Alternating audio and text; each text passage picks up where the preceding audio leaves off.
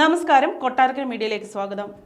പുൽവാമ ആക്രമണവുമായി ബന്ധപ്പെട്ട ആരോപണത്തിൽ ഉറച്ചു നിൽക്കുന്നുവെന്ന് ആന്റോ ആന്റണി MP. BJP ഉപാധ്യക്ഷനായിരുന്ന സത്യപാൽ മാലിക്കും കൊല്ലപ്പെട്ട ജവാന്മാരുടെ ഭാര്യമാരും സമാന ആരോപണം ഉയർത്തിയിരുന്നു. തനിക്കെതിരെ കേസെടുക്കണമെന്നാവശ്യപ്പെട്ട K. സുരേന്ദ്രൻ അവർക്കെതിരെയും നടപടി ആവശ്യപ്പെടുമോ എന്ന് ആന്റോ ആന്റണി ചോദിച്ചു. എനിക്കെതിരെ കേസെടുക്കട്ടെ.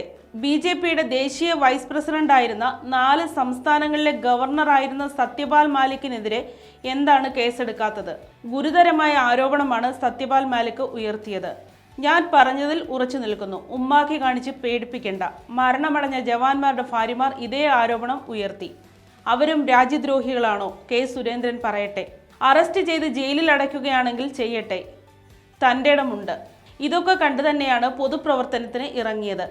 റിപ്പോർട്ടർ TV അശ്വമേധത്തിലായിരുന്നു ആന്റോ ആന്റണിയുടെ പ്രതികരണം. പുൽവാമ ആക്രമണത്തിൽ പാകിസ്ഥാന്റെ പങ്ക് എന്താണെന്നായിരുന്നു ആന്റോ ആന്റണി ചോദിച്ചത്.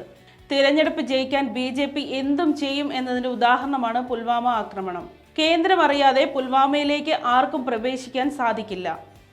അന്നത്തെ കാശ്മീർ ഗവർണർ ഇക്കാര്യം തുറന്നു പറഞ്ഞിരുന്നു. ഇന്ത്യൻ ടെറിട്ടറിക്കുള്ളിൽ നടന്ന സ്ഫോടനമാണ് പുൽവാമയിലേത്. ഇത്രയും RDXുമായി ഗവൺമെന്റിന്റെ സംവിധാനം അറിയാതെ ആർക്കും കടന്നു ചെല്ലാൻ കഴിയില്ല. 42 ജവാന്മാരുടെ ജീവൻ കേന്ദ്രം ബലി കൊടുത്തുവെന്നും ജവാന്മാരെ റോഡിലൂടെ മനഃപൂർവ്വം നടത്തിച്ചുവെന്നുമായിരുന്നു ആന്റോ ആന്റണിയുടെ ആരോപണം. പരാമർശത്തിൽ MPക്കെതിരെ കേസെടുക്കണമെന്ന ആവശ്യവുമായി K. സുരേന്ദ്രൻ അടക്കമുള്ള BJP നേതാക്കൾ രംഗത്തെത്തിയിരുന്നു. ഒരു വിഭാഗം കോൺഗ്രസ് നേതാക്കൾ ഇന്ന് BJPയിൽ ചേരുമെന്ന K. സുരേന്ദ്രന്റെ ആരോപണത്തിനും ആന്റോ ആന്റണി മറുപടി നൽകി. ഇന്ത്യ എന്ന ആശയത്തിനു വേണ്ടി നിൽക്കുന്നവരാണ് ഞങ്ങൾ. ആരോപണങ്ങൾ പുച്ഛിച്ച് തള്ളും. അതാണ് കോൺഗ്രസ് സ്വാതന്ത്ര്യ സമരകാലത്തെടുത്ത നിലപാട്. ഗാന്ധിജിയുടെ ഇന്ത്യ പുനഃസ്ഥാപിക്കണം.